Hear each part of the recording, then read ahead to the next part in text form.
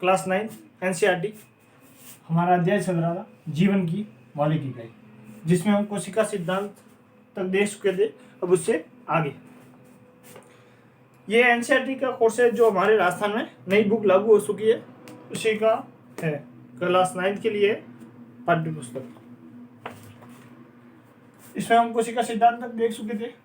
अब हम देखते हैं जीवों को कोशिका के आधार पर एक कोशिका और बहुकोशिकीय दो भागों में बांटते हैं। उससे पहले देख लेते हैं हम कोशिका का निर्माण या कोशिका की संरचना।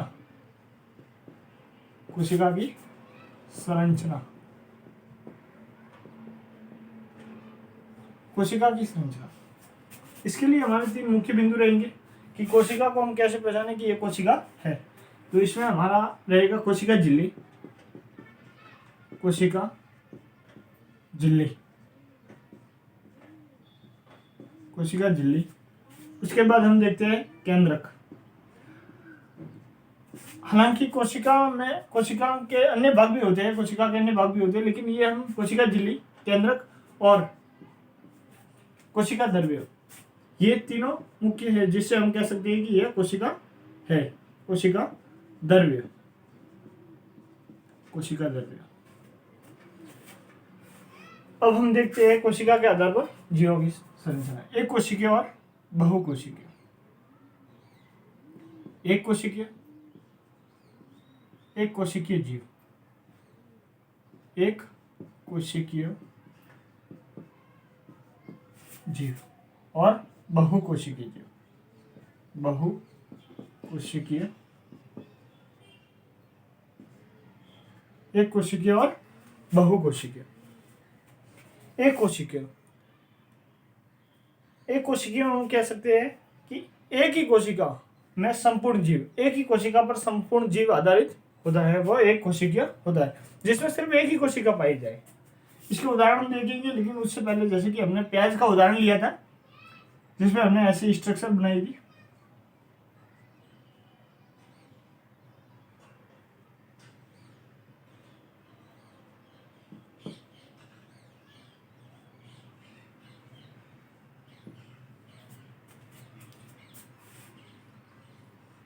प्याज का निर्माण कोशिकाओं से शलगम का निर्माण होता है और शलगम से प्याज का। उसमें से हम एक ये कोशिका लेते हैं, एक कोशिका, जो जीव एक ही कोशिका पर आधारित हो, जिसको संपूर्ण जीव, जिसका संपूर्ण बॉडी कह सकते हैं या जो भी हम कहें, वो सिर्फ एक कोशिकीय हो, वह एक कोशिकीय जीव कहलाता है। जिसमें सिर्फ एक कोशिका हो, बहुकोशिका, इसमें बहुत सी कोशिका उसमें श्रम विभाजन होता है। इसमें भी श्रम विभाजन होता है, मतलब हम कह सकते हैं कि इसमें मैंने भागों में काम बांटना, ठीक है, श्रम विभाजन। लेकिन एक कोशिकीय जीव में एक कोशिका पर उसको जीव का संपूर्ण जीव निर्भर रहता है एक कोशिका पर। बहुकोशिका, अब इसमें उदाहरण देख लेते हैं। उदाहरण, एक कोशिकीय जीव में अमीबा, पैरामीशियम,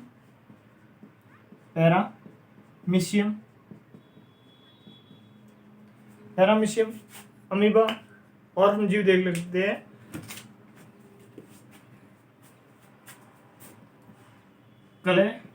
क्लैमिडोमोनास, और हम देख सकते हैं बैक्टीरिया,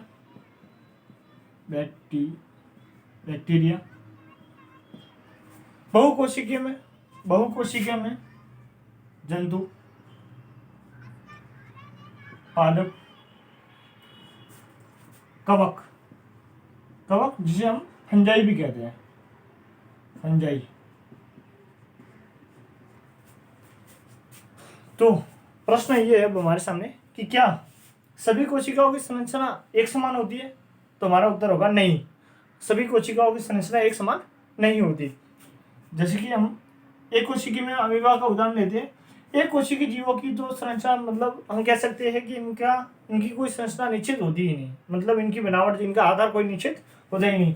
जैसे कि कोई भी हम अमीबा की डायरेक्ट आकृति बना लेते हैं, कोई भी जैसे हमने ये अमीबा की आकृति बनाई, अमीबा, ठीक है। अब ये भोजन ग्रहण करेगा, अब ये भोजन ग्रहण करेगा।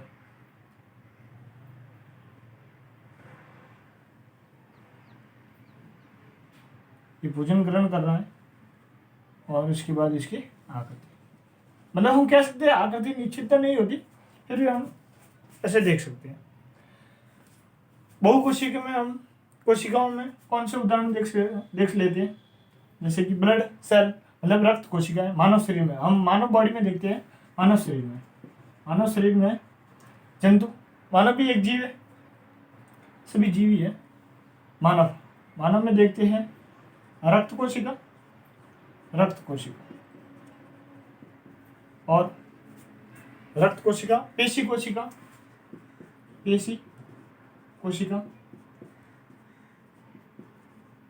तंत्रिका कोशिका। इसमें एक बात आप नोट कर लीजिएगा, तंत्रिका कोशिका की आकृति लगभग सेम रहती है। ये मानव शरीर की कोशिका है, लगभग इसकी आकृति ऐसे होती है,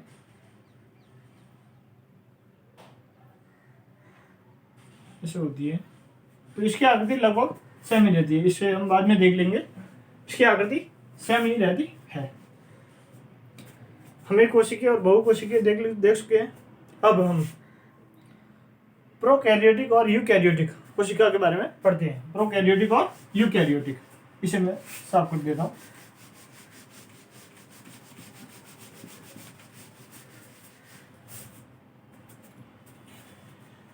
अब हम देखेंगे प्रोकैरियोटिक और यूकैरियोटिक। अगर आपको विज्ञान में और किसी अध्याय में समस्या, किसी पार्ट में समस्या है तो आप कमेंट करके बताएं, ताकि हम उसका भी वीडियो बना दें। प्रोकैरियोटिक और यूकैरियोटिक। प्रोकैरियोटिक और यूकैरियोटिक, ठीक।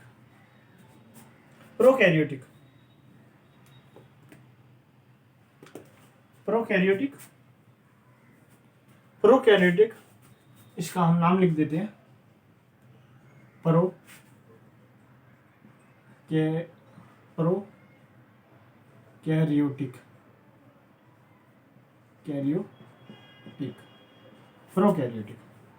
इसे हम दो भागों में बांट कर समझ सकते हैं। परो का मतलब होता है पूर्व या आदि। कैरियोट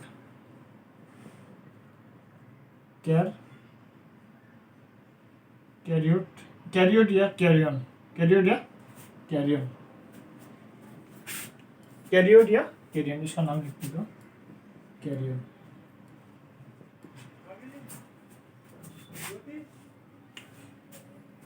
इससे हम कैसे देख सकते हैं कैरियोट, मतलब हम कह सकते हैं केंद्रक। कैसे समझ सकते हैं केंद्रक? पूर्व या आदि, कैरियन का मतलब हम कह सकते हैं केंद्रक। इसकी परिभाषा पहले आप देख लीजिए। केंद्रक, प्रोकैरियोटिक, ऐसी कोशिका जिसमें केंद्रक अस्पष्ट होता है, इसकी परिभाषा हम लिख देते हैं। पहले इसकी परिभाषा लिख देते हैं। वह कोशिका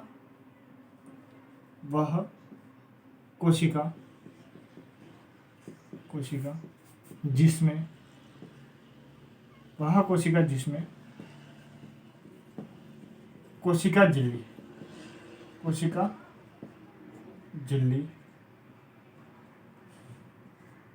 कोशिका झिल्ली का अभाव होता है।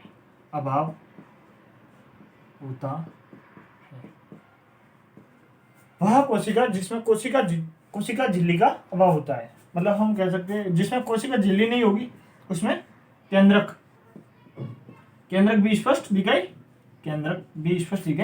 नहीं देगा। और जिसमें केंद्रक स्पष्ट नहीं दिखाई देता उसमें हम क्रोमेटिन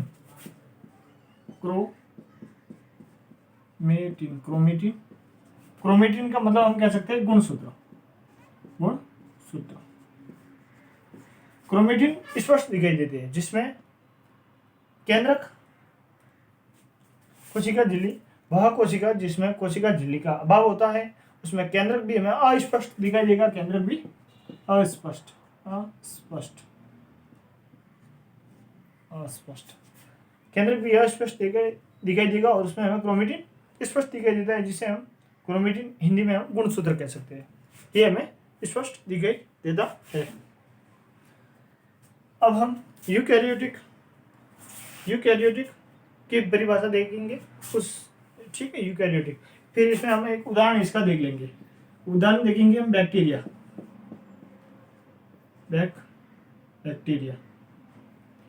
ठीक, इसका उदाहरण देखेंगे हम बैक्टीरिया। पहले हम यूकैरियोटिक की परिभाषा देख लेते हैं। यहाँ पर देख लेते हैं, वह कोशिका जिसमें यूकैरियोटिक में वह जिसमें कोशिका झिल्ली स्पष्ट दिखाई देती है, या कोशिका झिल्ली सुविकसित होती है। कोशिका झिल्ली, अब लिख लीजिएगा, कोशिका झिल्ली सुविकसित होती है या कोशिका झिल्ली स्पष्ट दिखाई देती है, और जिसमें कोशिका झिल्ली स्पष्ट दिखाई देती है उसमें केंद्रक भी स्पष्ट दिखाई देगा। ठीक, अब हम इसे मिटा देते हैं और बैक्टीरिया के बारे में इसका प्रोकैरियोटिक का उदाहरण देखते हैं। यूकैरियोटिक में हम उदाहरण देंगे तो इसमें उदाहरण क्या होंगे हमारे लिए, जंतु और पादप। हम इसी वीडियो में देखते हैं, इन दोनों का स्ट्रक्चर बनाएंगे, जंतु कोशिका और पादप कोशिका का चित्र बनाकर फिर हम उसके बारे में समझेंगे। पहले हम प्रोकैरियोटिक का एक देख लेते हैं उदाहरण, इसके बारे में हम देखेंगे बैक्टीरिया।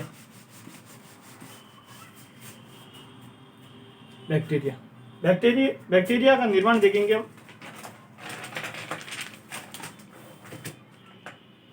बैक्टीरिया का स्ट्रक्चर देख लेते हैं।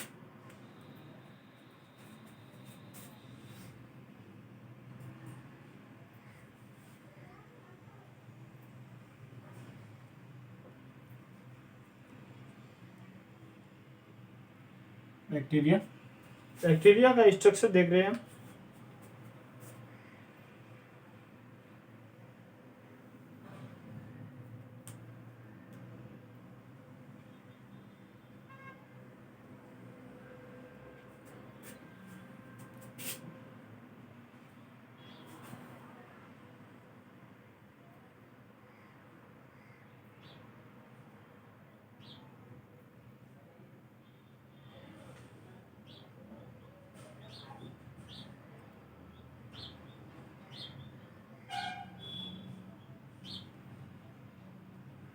बैक्टीरिया का हम उदाहरण देख रहे हैं।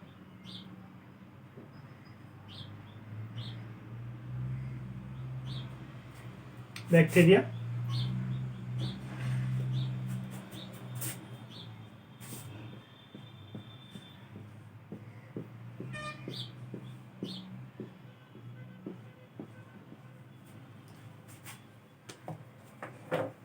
अब हम इसका नाम, ये उदाहरण है हमारा प्रोकैरियोटिक का उदाहरण है बैक्टीरिया।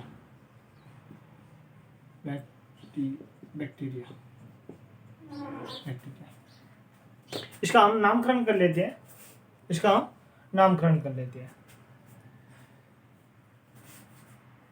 जो पहली हमने ये परत बना दी है, पहली परत, फिर हमारे बाद में सेकंड परत है और बाद में थर्ड परत है। तो जो ये लाइनें बनी हुई है इसे हम कहते हैं पक्षमाप। इसे हम क्या कहेंगे, पक्षमाप। उसके बाद में जो हमारी ये परत है उसे हम कहेंगे कैप्सूल। क्या कहेंगे, कैप्सूल। उसके बाद में हमारी एक कोशिका भित्ति, कोशिका भित्ति। उसके बाद में हमारी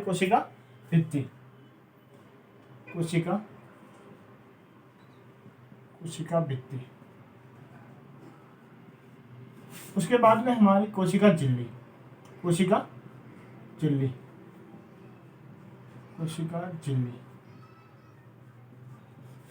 बैक्टीरिया में हम देखते हैं, इस प्रोकैरियोटिक उदाहरण में 3 परतें होती है, पहली कैप्सूल, दूसरी कोशिका भित्ति और तीसरी कोशिका झिल्ली। उससे ये जो लाइनें बनी हुई इसका नाम क्या है हमारा? पक्षमाप। पक्षमाप। यहाँ एक संरचना होती है पूंछनुमा, एक पूंछनुमा संरचना होती है जिसे हम क्या कहते हैं? पूंछनुमा संरचना को कशाभिका। कशाभिका, यहाँ पर ये नाम लिख देता हूं मैं, कशाभिका। कशाभिका, कशाभिका, कशाभिका। ठीक है। इसके बाद में जो हमने ये स्ट्रक्चर बनाया है इसे हम मीजोसोम कहते हैं। इसे हम क्या कहते हैं? मीजोसोम। मीजोसोम।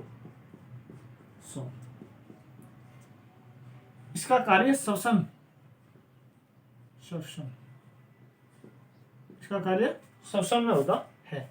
इसका कार्य किसमें होता है? श्वसन में। यहाँ एक और आकृति होती है जिसे हम कहते हैं राइबोसोम। क्या कहते हैं? राइबोसोम। राइबोसोम क्या कहते हैं हम? राइबोसोम। यहाँ हमारा एक वर्तुल डीएनए होता है। वर्तुल डीएनए। वर्तुल मतलब हम कह सकते हैं गोलाकार। गोलाकार आकृति बना लेते हैं हम, गोलाकार। इसे हम कहते हैं Vartul DNA. Vartul DNA.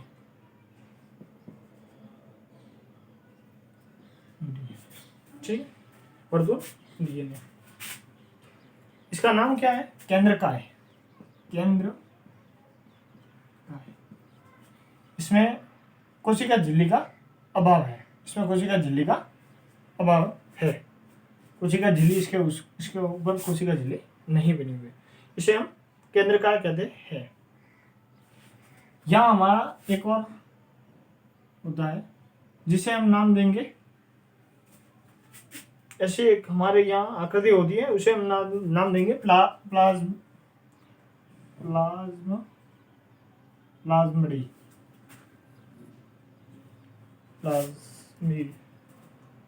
Plasmid.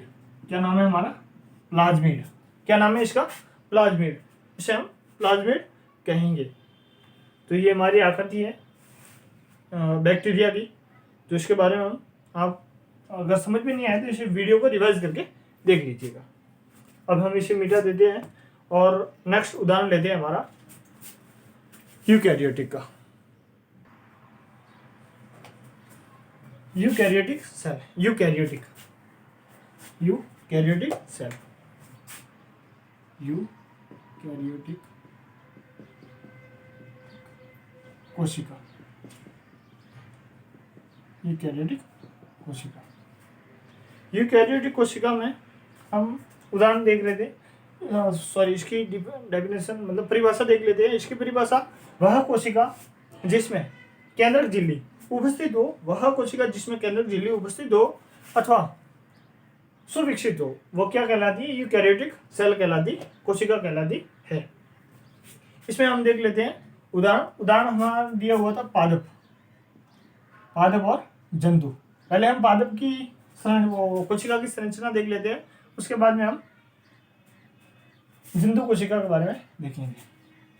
पादप कोशिका की संरचना हम देख लेते हैं।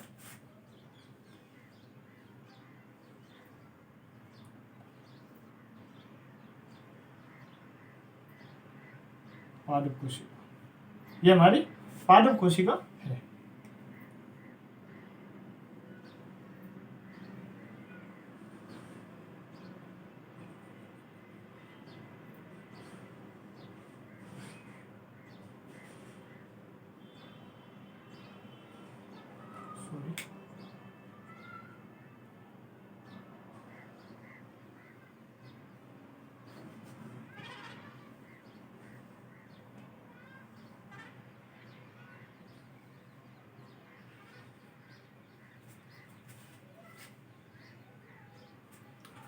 इसमें हमारा केंद्रक होता है यहाँ पर।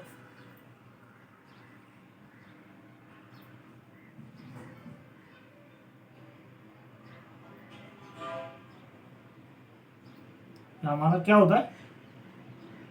केंद्रक। यहाँ हमारा क्या होता है? केंद्रक। यहाँ एक नली नुमा आकृति होती है। एक नलीनुमा आकृति होती है। और नीचे भी इसके एक थैलीनुमा नलीनुमा या थैलीनुमा जो भी हम कहें वो हम देख सकते हैं।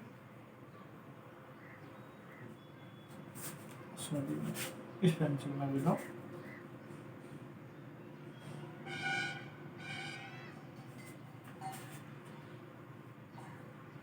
जो एक हमारी यहाँ होती है रिक्तिका है, इसे हम कहते हैं रिक्तिका है, रिक्ति रिक्तिका।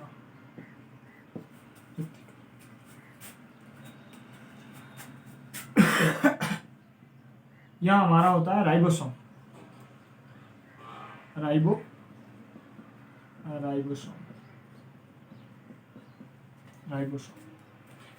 इसके बाद में हम देख लेते हैं यहाँ पर हमारा होता है लाइसोसोम। ये राइबोसोम है और ये लाइसोसोम।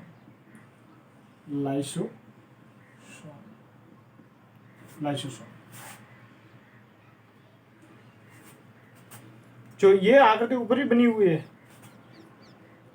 इसे तो हम कहते हैं आर्यार, खुरदरी अंतःप्रद्वी जालिका। इसे हम क्या कहते हैं RER, आर्यार, खुरदरी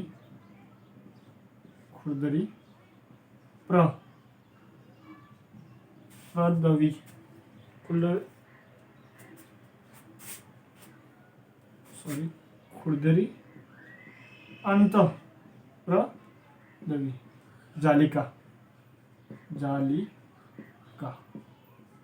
खुरदरी अंतःप्रद्वी जालिका। खुरदरी अंतःप्रद्वी जालिका। और इसे कहते हैं हम चिकनी। इसे हम क्या कहते हैं चिकनी अंतःप्रद्वी जालिका। चिकनी अंतःप्रद्वी जालिका। यह हमारा होता है एक माइटोकॉन्ड्रिया। यह हमारा क्या होता है माइटोकॉन्ड्रिया। इसे हम क्या कहते हैं माइटोकॉन्ड्रिया।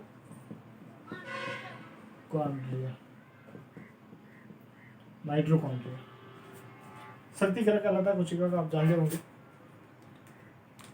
इसे जो हम कहते हैं SER, चिकनी अंतःप्रद्वी जालिका। इसे क्या कहते हैं SER और इसका नाम है RER। ये हमारा केंद्रक है। केंद्रक के पास यहाँ एक आकृति होती है जिसमें हम कहते हैं डिक्टोसोम। ये ग्लोजी बॉडी का एक कह सकते हैं। ये विकसित नहीं होती इसलिए इसे हम डिक्टोसोम कहते हैं। क्या कहते हैं डिक्टोसोम। ठीक है, ये हमारी लगभग आकृति बन चुकी है। इसमें हमारा केंद्रक होता है, यहाँ पर केंद्रक और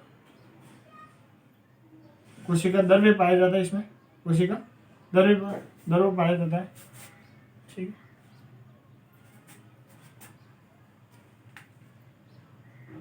हाँ इन परतों का हमने नाम नहीं दिया, इसमें परतों को देखते हैं। सबसे बाहरी परत है उसे हम कोशिका झिल्ली कहते हैं। कोशिका भित्ति कहते हैं, सेल वॉल। कोशिका भित्ति सबसे बाहरी परत को कहते हैं कोशिका भित्ति। इंग्लिश में हम कहेंगे सेल वॉल। इंग्लिश में हम क्या कहेंगे सेल वॉल। जो हमारी सेकंड परत है उसे हम कहते हैं प्लाज्मोडेस्मेटा।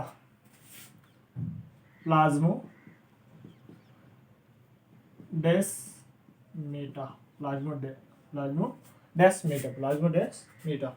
और जो सबसे अंदरी परत है, जो सबसे ये फर्स्ट, सेकंड और थर्ड, तीसरी वाली परत है उसे हम कहते हैं कोशिका झिल्ली। क्या कहते हैं कोशिका झिल्ली। सेल मेम्ब्रेन क्या कहती है इसे, क्या कहते हैं हम सेल मेम्ब्रेन।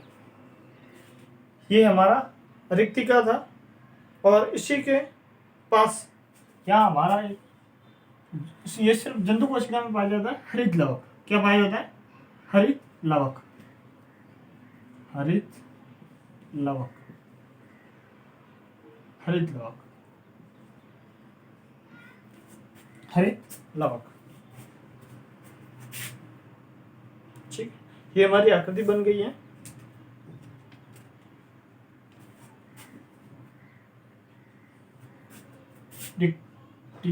डिक्टियो सॉम, ठीक है, तो हमारा लगो। इसके बाद हम देखते हैं पादप कोशिका देख लिया, अब हम देखते हैं जंतु कोशिका। अब हम किसके बारे में देखते हैं? जंतु कोशिका। इसे मिटा देते हैं।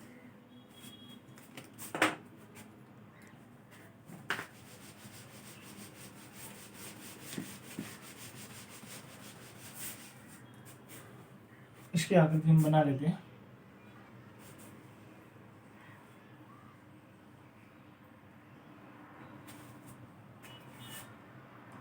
ये हमारी जंतु कोशिका है, इसे आप नाम लिख सकते हैं एनिमल प्लांट, एनिमल सेल।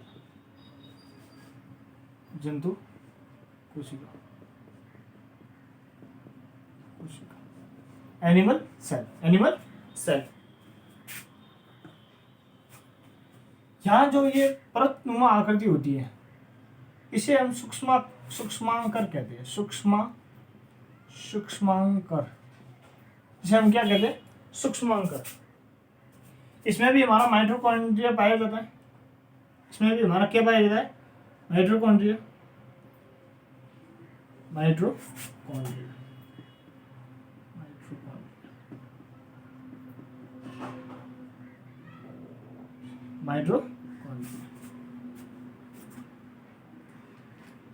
इसके बाद हम इसमें देखते हैं लाइसोसोम पाया जाता है और गोल्जी काय।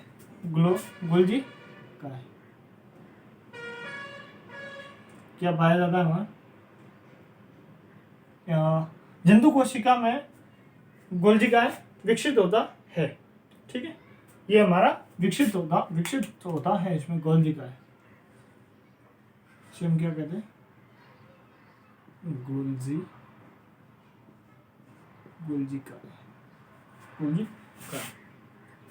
गोल्जिका के जस्ट नजदीक हम देखते हैं लाइसोसोम। क्या देखते हैं? लाइसोसोम।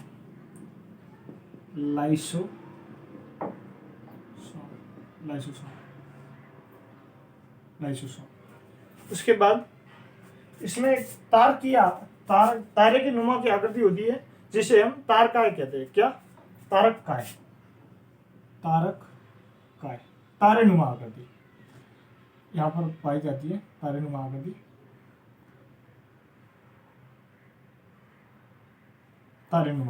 क्या पाई जाती है? तारेनुमा आकृति। ठीक है, जिसे हम क्या कहते हैं? तारक काय। हमने इसका केंद्रक बना लेते हैं। देखो, हमने पादप कोशिका में तो देखा था कि केंद्रक सेंट्रल में नहीं होता और इसका केंद्रक जो होता है वो सेंट्रल में होता है। कहाँ होता है? सेंट्रल में।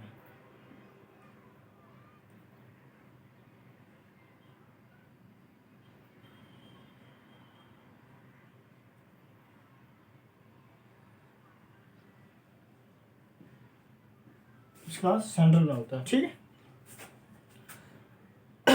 यहाँ पर भी एक नलीनुमा आकृति होती है।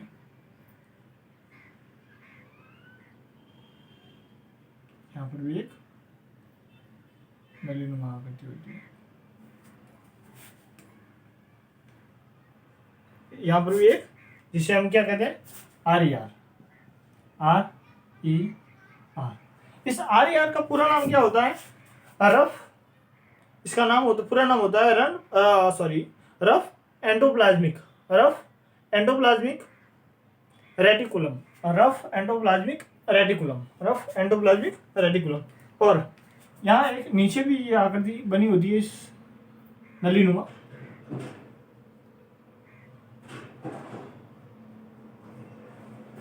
इसे हम क्या कहते हैं? SER। इसे क्या कहते हैं? SER, सिग्नी। इसका नाम तो क्या था? खुरदरी।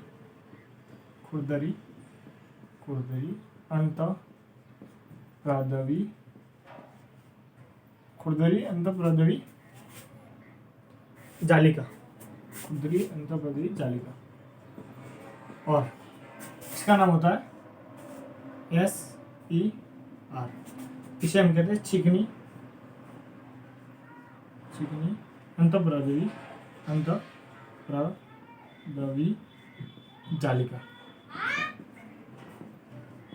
अंतःप्रदवी जालिका। यहाँ हमारा होता है राइबोसोम। यहाँ पर हमारा क्या होता है, हमारा मतलब जंतु कोशिका में क्या होता है, राइबोसोम, राइबोसोम, राइबोसोम।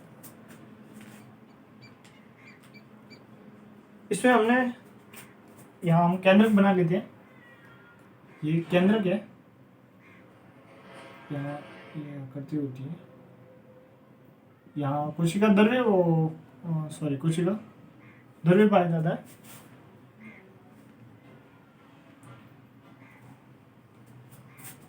हम इनका नाम देख लेते हैं। कोशिका झिल्ली, कोशिका झिल्ली, कोशिका झिल्ली, कोशिका झिल्ली। और जो ये बिंदु हमने ये जो आकृति बनाई है, इसे हम कहते हैं, इसे हम कहते हैं केंद्रक, केंद्रका है। क्या कहते हैं, केंद्र,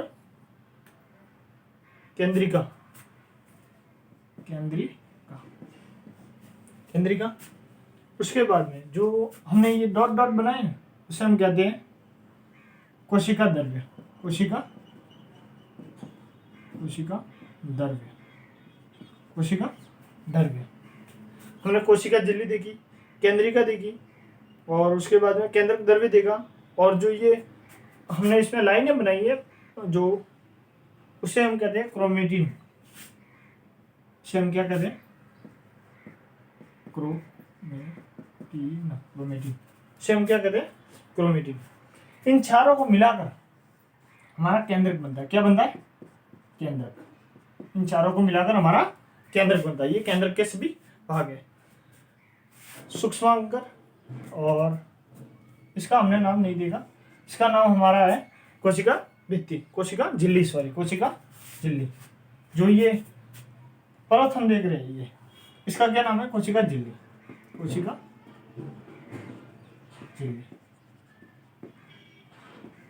अंतर इसके बारे में हम पढ़ेंगे, जंतु कोशिका और पादप कोशिका में अंतर हम आगे पढ़ेंगे। लेकिन आप देख लीजिएगा, उसमें गोल्जिका नहीं पाया जाता, उसमें तारक काय भी नहीं पाया जाता, इसमें सिर्फ कोशिका झिल्ली ही पाई जाती है।